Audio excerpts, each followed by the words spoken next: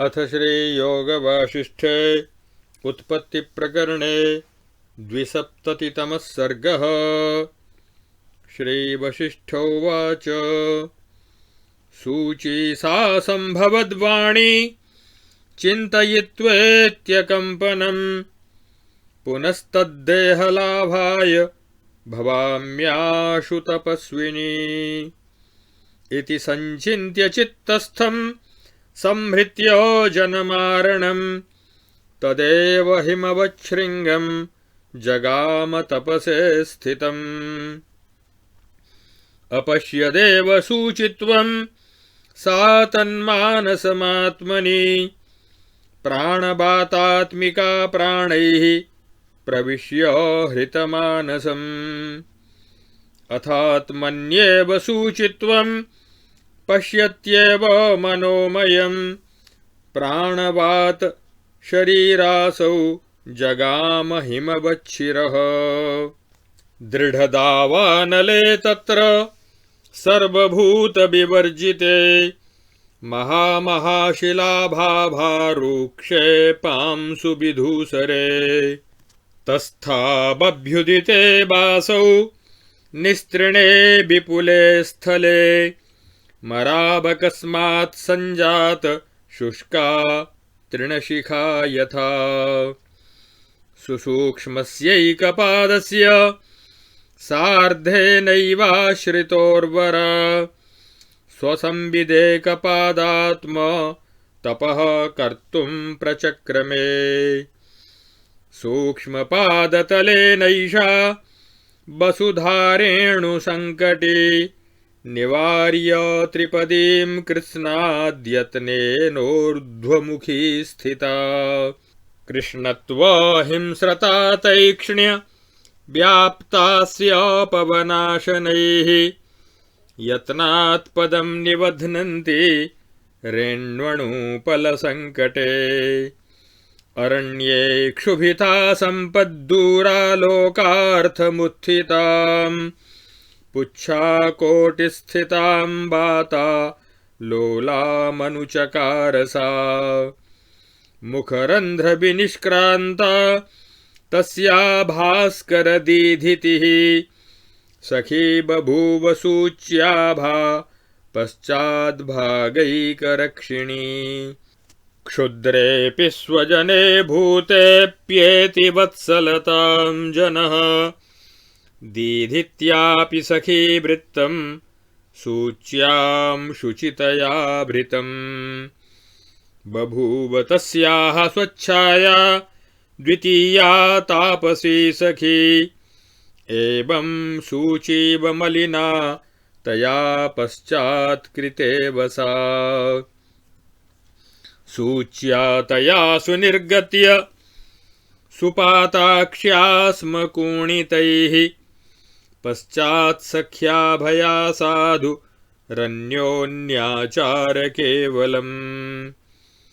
सूच्याभिप्रेक्षिते याता मतिं द्रुमलतादयः महातपस्विनीं सूचीं दृष्ट्वा नोत्कण्ठयन्ति के। स्थिरबद्धपदामेनां स्वमनोवृत्तिमुत्थिताम् अनिलं भोजयां चक्रुर्मुखनिर्गतभां कृतैः। प्रसूतानि भविष्याणि गीर्वाण्यान्यानि वाचिरम्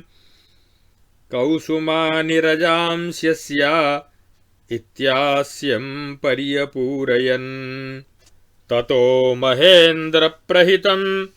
वातनुन्नामिषं रजः तया त्वभ्रत्वव्याजेन न निगीर्णं मुखे विशत्। न निगीर्णवती तानि रजांसि दृढनिश्चयात् अन्तःसारतया कार्यं लाघवोऽप्याप्नुवन्ति हि। न पिबत्यास्य संस्थानि तथा पुष्परजांस्यपि विस्मयं पवनः प्राप सुमेरून्मूलनाधिकम्। आशिरः पिहिता पङ्कैः पूरितापि महाजलैः विधूतापि बृहद्वातैर्दग्धापि बनबन्निभिः भिन्नापि करकापातैर्भ्रामितापि तडिद्भ्रमैः उद्वेजितापि जलदैः क्षोभिताप्यतिगर्जितैः अपि वर्षसहस्रैः सा चित्तस्था दृढनिश्चया पादाग्रं तु कुसुप्तेव नाकम्पत तपस्विनी निवृत्ताया बहिस्पन्दाद्देशकाले बहौ गते विचारयन्त्यास्तस्याः स्वमात्मा सत्यं सुचेतनम् ज्ञानालोकः समुदभूत् सा परावरदर्शिनी बभूव निर्मला शुचिर्विशुची पावनं परम् जाता विदितवेद्या सा स्वयमेव तया धिया तपसा दुष्कृते क्षीणे शुची स्वसुखसूचिनी इति वर्षसहस्राणि सा करोद्दारुणं तपः सप्त महालोकसन्तापकरमुन्मुखी तस्याः कल्पाग्निभीमेन तपसा हि महागिरिः बभूव तेन ज्वलितो जज्वालेव ततो जगत् कस्येदं तपसाक्रान्तं जगदित्यथ वासवः नारदं परिपप्रच्छ स तस्या कथयच्च तत् सप्तवर्षसहस्राणि शुची दीर्घतपस्विनी महाविज्ञानदेहासौ तेनेदं ज्वलितं जगत् नागाः श्वसन्ति विचलन्ति नगाः पतन्ति वैमानिका जलधि बारिधराः प्रयान्ति शोषं दिशोऽर्कसहिता मलिनी भवन्ति शुच्या सुरेन्द्रतपसा क्षयमाययेव इत्यार्षे श्रीवासिष्ठमहारामायणे वाल्मीकीये उत्पत्तिप्रकरणे कर्कट्योपाख्याने शुचितपः प्रभावो नाम 270तमः सर्गः। अथ 370तमः सर्गः। श्रीवसिष्ठोवाच कर्कटीकटुवृत्तान्तं सर्वमाकर्ण्य वासवः नारदं परिपप्रच्छ पुनर्जातकुतूहलः। शक्रोवाच शुचिवृत्तपिशाचत्वं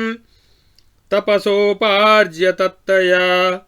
कर्कट्या हिममर्कट्या के भुक्ता बिभवा मुने। श्रीनारदोवाच जीवसूच्याः पिशाचत्वं गतायाः शक्रपेलवम् आसीत् कार्ष्णायसी शुची तस्याः समवलम्बनम् तत्समालम्बनं त्यक्त्वा व्योमबातरथस्थया प्राणमारुतमार्गेण तया देहप्रविष्टया सर्वेषामान्त्रतन्त्रीणां स्नायुमेधोबसासृजां रन्ध्रेण पक्षिणेवान्तर्निलीनं मलिनात्मनाम्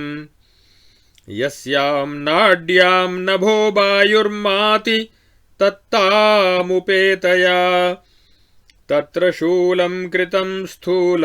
न्यग्रोधाग्र इवोत्कटम् तच्छरीरेन्द्रियैस्तानि तथान्यानि बहूनि च भुक्तानि नरमांसानि भोजनान्युचितानि च सुप्तं विवलितानल्पमालया मुग्धबालया कान्तवक्षः स्थूलस्यूत सृष्टपत्रकपोलया विद्रुतं बीतशोकासु विहङ्गावनवीथिषु कल्पद्रुमौघपुष्पाग्र द्विगुणाम्भोजपङ्क्तिषु पीत आमोदमन्दार मकरन्दकणासवः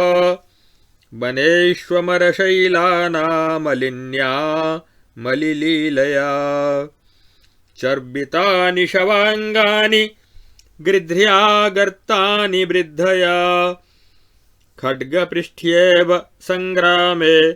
वीराङ्गानि जवेद्धया सर्वाङ्गकोशनाडीषु दिक्ष्विवानिललेखया उड्डीनमवडीनं च काचौघव्योमवीथिषु विराडात्महृदि प्राणवातस्पन्दाः स्फुरन्ति तु यथा तथा प्रस्फुरितं प्रतिदेहगृहं तया सर्वप्राणिशरीरेषु भान्ति चिच्छक्तयस्तथा दीपप्रभाभासितया गृहिण्येव स्वसद्मसु विहृतं रुधिरेष्वन्तर्द्रवशक्त्येव बारिषु अब्धिष्वावर्तवृत्त्येव जठरेषु बिबल्गितम् सुप्तं मेदः सुशुभ्रेषु शेषाङ्गेष्विव शौरिणा स्वादितश्चाङ्गगन्धोऽन्तः पीतशक्त्यामृतं यथा तरुगुल्मौषधादीनां हृदौजान्यनिलश्रिया परिभुक्तान्यशुक्लानि हिंसयोधीकृतानि च अथो जीवमयी सूची स्यामिति स्थावरेण सा सम्पन्ना तापसी सूची चेतना पावनीसिता अदृश्यया तया चेह मारुतोग्रतुरङ्गया अयः सूच्यानिलतया वहन्त्या दिक्ष्वरुद्धया पतिं भुक्तं विलसितं दत्तं दापितमाहृतं नर्तितं गीतमुषितमनन्तैः प्राणिदेहकैः अदृश्यया शरीरिण्या मनः पवनदेहया कृतमाकाशरूपिण्या न तदस्ति न यत्तया मत्तया शक्तया स्वाद रसाच्चलितमेतया कालमालानमाश्रित्य करिण्येव बिबल्गितम् कल्लोलबहुलाधूत देहदृष्ट नदीश्वलम् वेगैर्वैधुर्यकारिण्या मत्तया मकरायितम् अशक्तया निगिरितुं मेदो मांसं तथा हृदि नूनं रुदितमर्थाढ्य वृद्धा तु रधिया यथा अजोष्ट्र मृगहस्त्यश्व सिंहव्याघ्रादिनर्तितं नर्तक्येव चिरं रङ्गे बलयाङ्गदमङ्गके बहिरन्तश्च वायूनामेकत्वमनुजातया गन्धलेखिकयेवान्तः स्थितं दुर्बलया तथा मन्त्रौषधितपोदान देवपूजादिभिर्हता बहिर्गिरिनदीतुङ्ग तरङ्गा बदुपद्रुता दीपप्रभेवा विज्ञात गतिर्गत्याशु लीयते अयः सूच्यां मातरीव तत्र निर्वृत्तिमेति सा स्ववासनानुरूपेण सर्व आस्पदमीहते सूचित्वमेव राक्षस्या सूचित्वेनास्पदीकृतम् सर्वाभिहृत्यापि दिशः स्वमेवास्पदमापदि जीवसूची लोहसूची मिवायाति जडो जनः एवं प्रयतमानासा विहरन्ति दिशो दश मानसीं तृप्तिमायाता न शारीरीं कदाचन सति धर्मिणि धर्मा हि सम्भवन्तीह नासति शरीरं विद्यते यस्य तस्य तत्किल तृप्यति अथ तृप्तस्य देहस्य स्मरणात् प्राक्तनस्य सा बभूव दुःखितस्वान्ता पूर्णोदरसुखार्थिनी ततः प्राक्तनदेहार्थं करिष्ये विपुलं तपः इति संचिन्त्य तपसे देशं निर्णीय सात्मना विवेशाकाशगृध्रस्य हृदयं तरुणस्य सा प्राणमावृतमार्गेण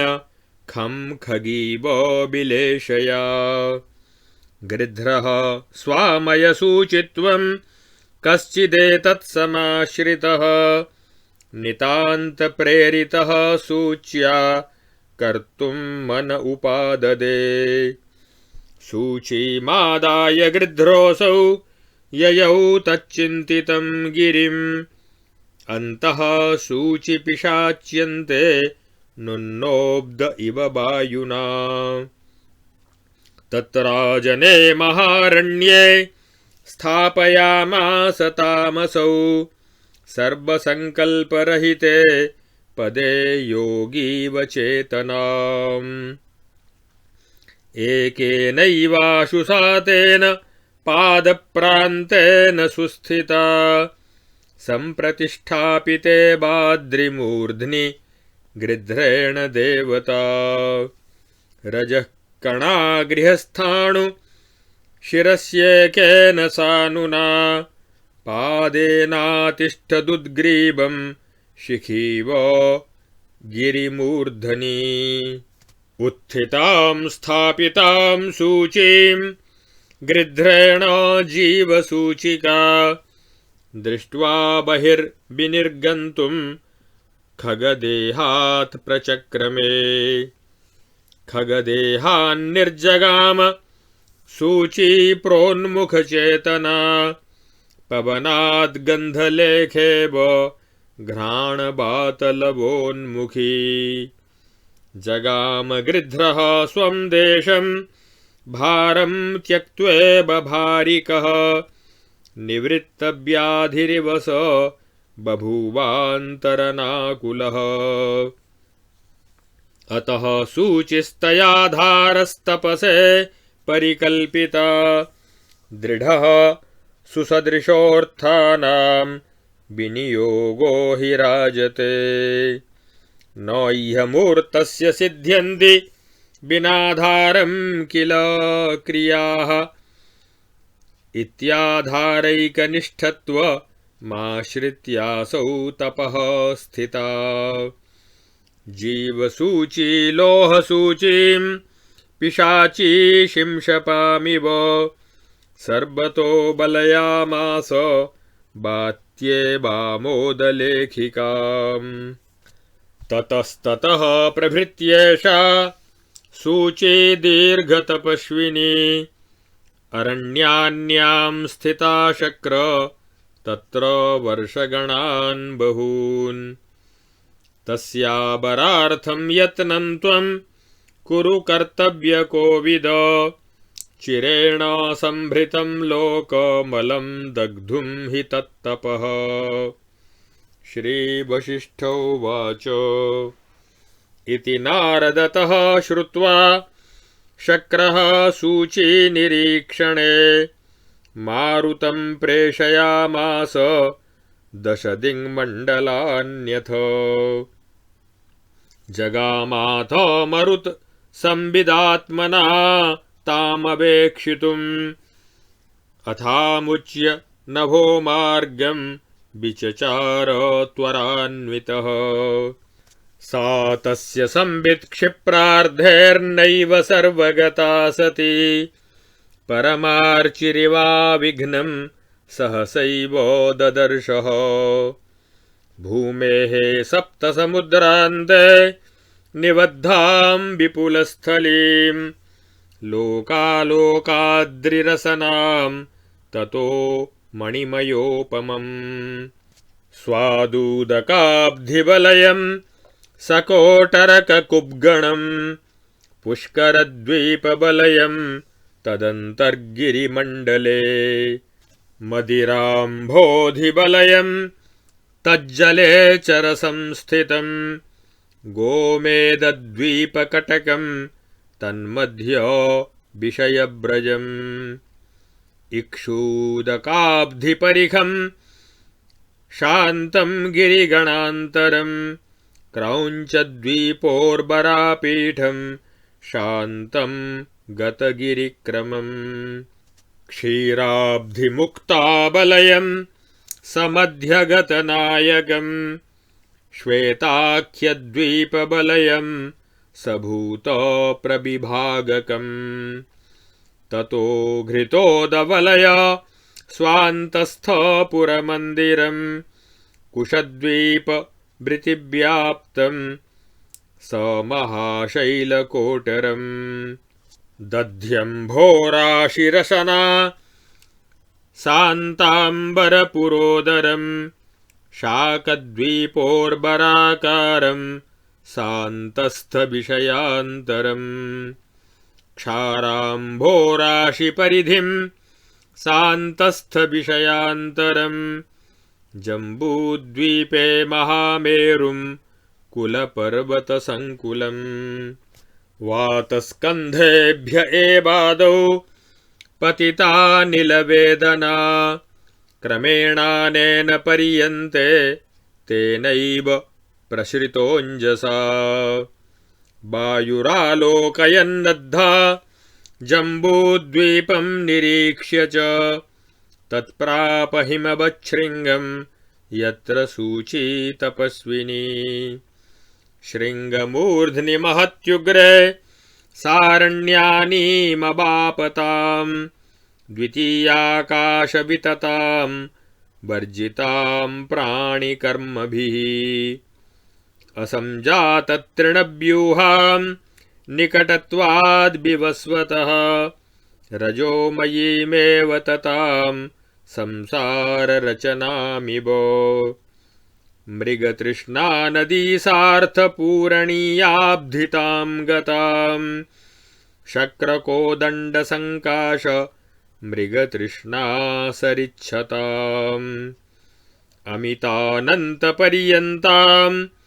लोकपालेक्षितैरपि केवलं पवनस्पन्द प्रवहद्धूलिकुण्डलाम् सूर्यांशुकुङ्कुमालिप्तां लग्नचन्द्रांशुचन्दनां विलासिनीमिव व्योम्नो बातसूत्कारपायिनीम् सप्तद्वीपसमुद्रमुद्रणसमुच्छन्नैकदेशाश्रयम् भूपीठं परितो बिहृत्य पवनो दीर्घाध्वना जर्जरः तां प्राप्योग्रगिरिस्थलीमलिबपुर्व्योमाङ्गलग्नामिव व्याप्तानन्तदिगन्तपूरकबृहद्देहो विशश्रामसः। इत्यार्षे श्रीवासिष्ठमहारामायणे वाल्मीकीये उत्पत्तिप्रकरणे सूचीतपोवर्णनं नाम 73तमः सर्गः। अथ 74तमः सर्गः। श्रीवसिष्ठोवाच तस्य तत्रोर्ध्वशृङ्गस्य तस्यां भुवि महावनौ ददर्श मध्यमां सूचीं प्रोत्थितां सशिखामिव एकपादं तपस्यन्तीं शुष्यन्तीं शिर ऊष्मणा सततानशनां शुष्कपिण्डीभूतोदरत्वचम् सकृद् विकसितास्येन गृहीत्वेवातपानिलान् पश्चात्यजन्तीं हृदये मेनमान्तीत्यनारतम् शुष्कां चण्डांशुकिरणैर्जर्जरां वनवायुभिः अचलन्ती निजात् स्थानात् स्नापितामिन्दुरश्मिभिः पूर्वं रजोणुनैकेन संविष्टच्छन्नमस्तकां कृतार्थत्वं कथयतीं ददतान्यस्य नास्पदम् अरण्यान्येव दत्त्वार्थ चिरं जातशिखामिव मूर्ध्न्यवस्थापितप्राण जटाजूटबलीमिव तां प्रेक्ष्य पवनः सूचीं विस्मयाकुलचेतनः प्रणम्यालोक्य सुचिरं भीत भीत इवागतः महातपस्विनी सूची किमर्थं तप्यते तपः नेति प्रष्टुं शशाकासौ तत्तेजोराशिनिर्जितः भगवत्या महासूच्या अहो चित्रं महातपः इत्येव केवलं ध्यायन् मारुतो गगनं ययौ समुल्लङ्घ्याभ्रमार्गं तु वातस्कन्धान् अतीत्य च सिद्धवृन्दानघः कृत्वा सूर्यमार्गमुपेत्य च ऊर्ध्वमेत्य विमानेभ्यः प्रापशक्रपुरान्तरे सूचीदर्शनपुण्यं तमालिलिङ्गपुरन्दरः पृष्टश्च कथयामास दृष्टं सर्वं मयेत्यसौ सहदेवनिकायाय शक्रायास्थानवासिने वायुरुवाच जम्बूद्वीपेऽस्ति शैलेन्द्रो हिमवान्नाम सून्नतः जामाता यस्य भगवान् साक्षाच्छशिकलाधरः तस्योत्तरे महाशृङ्गपृष्ठे परमरूपिणी स्थिता तपस्विनी सूची तपश्चरति दारुणम् बहुनात्र किमुक्तेन बाताद्यशनशान्तये यया स्वोदर सौशिर्यं पिण्डीकृत्वा निवारितम् शान्तसङ्कोचसूक्ष्मार्थं विकास्यास्यं रजोणुना तयाद्यस्थगितं शीत बाताशन निवृत्तये तस्यास्तीव्रेण तपसा तुहिनाकरमुत्सृजन् अग्न्याकारमयो गृह्णन् देवदुःसेव्यतां गतः तदुत्तिष्ठाशु गच्छामः सर्व एव पितामहम्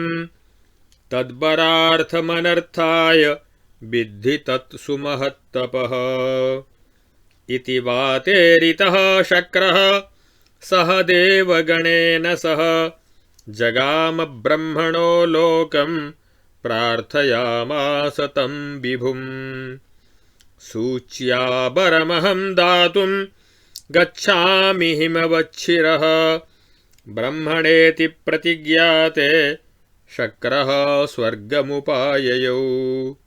एतावताथ कालेन सा बभूवाति पावनी सूची निजतपस्ताप तापितामरमन्दिरा मुखरन्ध्रस्थितार्कांशु दृशा स्वच्छाययैव सा विकासिन्या विवर्तिस्था चोदितान्तमवेक्षिता कौशेयरूपया सूच्या मेरुः स्थैर्येण निर्जितः मज्जनं नैति वृद्ध्वैवं मुक्तमाद्यन्तयोर्दिने मध्याह्ने तापभीत्येव विशन्त्या मारुतान्तरम् अन्यदा गौरवाद्दृष्ट्वा दूरतः प्रेक्षमाणया सा तामवेक्षते क्षारात्तापादङ्गे निमज्जति सङ्कटे विस्मरत्येव जनो गौरवसत्क्रियाम् छायासूची तापसूची यश्चात्मा स तृतीयया त्रिकोणं तपसा पूतं वाराणस्यासमं कृतम् गतास्तेन त्रिकोणेन त्रिवर्णपरिखावता वायवः पांसवो येऽपि ते परां मुक्तिमागताः विदितपरमकारणाद्यजाता स्वयमनुचेतनसंविदं विचार्य स्वमननकलनानुसार एकस्त्विह हि गुरुः परमो न राघवान्यः। इत्यार्षे श्रीवासिष्ठमहारामायणे उत्पत्तिप्रकरणे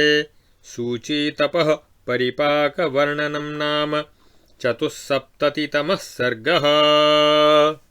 अथ पञ्चसप्ततितमः सर्गः। श्रीवसिष्ठ उवाच अथ वर्षसहस्रेण तां पितामह आययौ वरं पुत्रि गृहाणेति व्याजहारनभस्थलाद् सूचीकर्मेन्द्रियाभावात् जीवमात्रकलावती न किञ्चिद्व्याजहारास्मै चिन्तयामास केवलम् पूर्णास्मि गतसन्देहा किं वरेण करोम्यहं शाम्यामि परिनिर्वामि सुखमासे च केवलम् ज्ञातं ज्ञातव्यमखिलं शान्ता सन्देहजालिका स्वविवेको विकसितः किमन्येन प्रयोजनम् यथा स्थितेयमस्मीह सन्तिष्ठेयं तथैव हि सत्यासत्यकलामेव त्यक्त्वा किमितरेण मे एतावन्तमहं कालमविवेकेन योजिता स्वसङ्कल्पसमुत्थेन बेतालेनेव बालिका इदानीमुपशान्तोऽसौ स्वविचारणया स्वयम् ईप्सितानीप्सितैरर्थः को भवेत् कलितैर्मम इति निश्चययुक्तां तां सूचीं कर्मेन्द्रियोज्झितां तूष्णीं स्थिता सनियतिः स पश्यन् भगवान् स्थितः ब्रह्मा पुनरुवाचेदं वीतरागां प्रसन्नधीः वरं पुत्रि गृहाणत्वं किञ्चित् कालं च भूतले भोगान् भुक्त्वा ततः पश्चाद् गमिष्यसि परं पदम् अव्यावृत्ति स्वरूपाया नियतेरेष निश्चयः तपसानेन संकल्पः सफलोऽस्तु तवोत्तमे पीनाभव पुनः शैले हिमकानन राक्षसी यया पूर्वं वियुक्तासि तन्वा जलदरूपया बीजान्तवृक्षता पुत्री बृहद्वृक्षतया यथा योगमेष्यसि भूयश्च तन्वान्तर्बीजरूपिणी तयैव रससेकेन लतयेवाङ्कुरस्थितिः बाधां विदितवेद्यत्वान्न च लोके करिष्यसि अन्तः शुद्धा स्पन्दवती शारदीबाभ्रमण्डली अश्रान्तध्याननिरता कदाचिल्लीलया यदि भविष्यसि बहिरूपा सर्वात्मध्यानरूपिणी व्यवहारात्मकध्यानधारणाधाररूपिणी बातस्वभावबद्धेह परिस्पन्दाद्विलासिनी तदा विरोधिनी पुत्री स्वकर्मस्पन्दरोधिनी न्यायेन क्षुन्निवृत्त्यर्थं भूतबाधां करिष्यसि भविष्यसि न्यायवृत्तिर्लोके त्वन्यायबाधिका जीवन्मुक्ततया देहे स्वविवेकैकपालिका इत्युक्त्वा गगनतलाज्जगामदेवः सूची सा भवतु ममेति किं विरोधः रागो बाब्जजवचनार्थवारणेऽस्मिन्नित्यन्तः स्वतनुमयी मनाग्बभूव प्रादेशः प्रथममभूत्ततोऽपि हस्तो व्यामश्चाप्यथ बिटपस्ततो भ्रमाला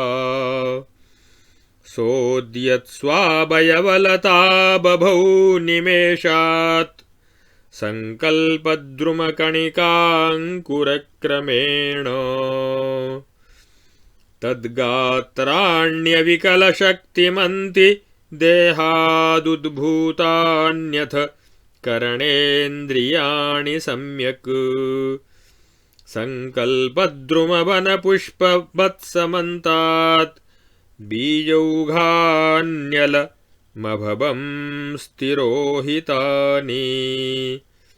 इत्यार्षे श्रीवासिष्ठमहारामायणे वाल्मीकीये उत्पत्तिप्रकरणे सूच्युपाख्याने सूचीशरीरलाभो नाम पञ्चसप्ततितमः सर्गः। अथ षट्सप्ततितमः सर्गः। श्रीवसिष्ठ उवाच अथाभवदसौ सूची कर्कटी राक्षसी पुनः सूक्ष्मैव स्थौल्यमायाता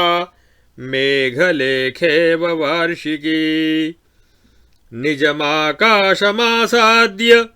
किञ्चित् प्रमुदिता सती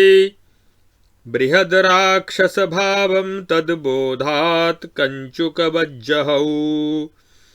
तत्रैव ध्यायति तस्थौ बद्धपद्मासनस्थितिः व्यालम्ब्य संविदं शुद्धां संस्थिता गिरिकूटवत् अथ सा मासषट्केन ध्यानाद्बोधमुपागता महाजलदनादेन प्रावृषीव शिखण्डिनी प्रबुद्धा सा बहिर्वृत्तिर्बभूव क्षुत्परायणा यावद्देहं स्वभावोऽस्य देहस्य न निवर्तते अथ सा किं ग्रस इति चिन्तयामास चिन्तया भोक्तव्यः परजीवश्च न्यायेन न विना मया यदार्यगर्हितं यद्वा न्यायेन न समर्जितं तस्माद्ग्रासाद्वरं मन्ये मरणं देहिनामिदम् यदि देहं त्यजामीदं तन्न्यायोपार्जितं विना न किञ्चिदस्ति निर्न्यायं भुक्तोऽर्थो हि गरायते यत्र लोकक्रमप्राप्तं तेन भुक्तेन किं भवेत् न जीवितेन नो मृत्या किंचित् कारणमस्ति मे मनोमात्रमहं ह्यासं देहादिभ्रमभूषणं तच्छान्तं स्वावबोधेन देहादेहदृशौ कुतः। श्रीवसिष्ठोवाच एवं स्थिता मौनवती शुश्राव गगनाद्गिरं रक्षः स्वरूपसन्त्याग तुष्टेनोक्तां नभस्वता। गच्छ कर्कटिमूढांस्त्वं ज्ञानेनाश्ववबोधय मूढोत्तारणमेवेह स्वभावो महतामिति। बोध्यमानो भवत्यापि यो न बोधमुपैष्यति स्वनाशायैव जातोऽसौ न्याय्यो ग्रासो भवेत्तव। श्रुत्वेत्यनुग्रहीतास्मि त्वयेत्युक्तवती शनैः उत्तस्थौ शैलशिखरात्